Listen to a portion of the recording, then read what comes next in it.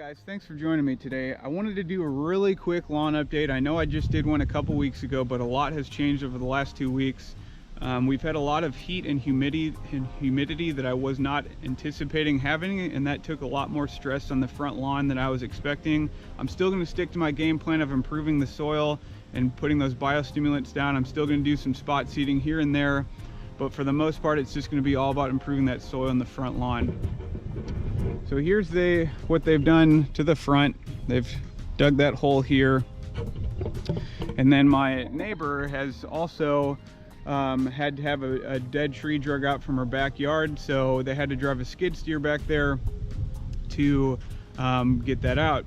Most of the grass that was affected is her lawn, but I maintain and manicure this part of her lawn for her, so it was a little bit frustrating, but nothing I could really do since it's not my lawn. Just a little bit more work than I was anticipating this fall. But as you could see in the beginning part, there was some ruts and grass torn up from that skid steer, so I'm gonna have to do spot seeding in the side of the lawn that I wasn't necessarily expecting. I know I did put pre-emergent on this side of the yard, but with all that traffic and that tearing up of the grass, that pre-emergent barrier is most likely going to get broken up because of that, so I think the seeds will germinate in those areas that I have to seed from the skid steer. Now, from where that utility work is happening, the guys that I had mentioned were kind enough to save a good amount of that sod, and I've actually planted that sod in my backyard where I can keep it wet and moist. So when they're done, I can put that back out there and the damage should be minimal. And here's where that sod is. Right along here, this is actually an area I'm going to be reseeding here in the next coming weeks.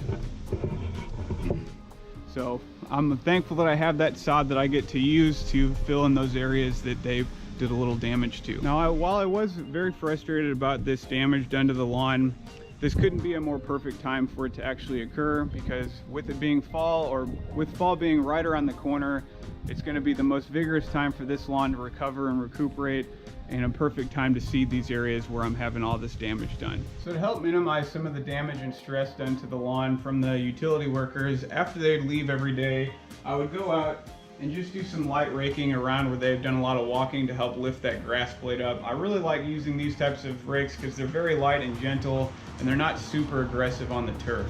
These types of rakes can be a little bit too aggressive on the turf, especially when the turf is under a lot of stress like it is right now from the weather and just from all that foot traffic. In the areas where the skid steer drove, I used the tool to help lift that soil up and just to aerate where some of that compaction was occurring with one of these tools. This actually used to be called a claw, but I think different companies made their own variations of this. I'm going to do a video specifically just on this tool when I start seeding in the backyard and preparing a lot of those seed beds. So that wraps up today's short lawn update video. I wanted to give a quick shout out to my cousin for making this shirt for me on my birthday. This is super cool. I don't have these to sell, but she just gave this to me for my birthday. So thank you, Michael and Sarah, for making this for me. If you like today's content, make sure you give it a thumbs up. Subscribe to my channel so you can stay up to date on the series that I'm doing in my backyard. And as always, I'm Ben the Lawn Guardian. I'll see you in the next one.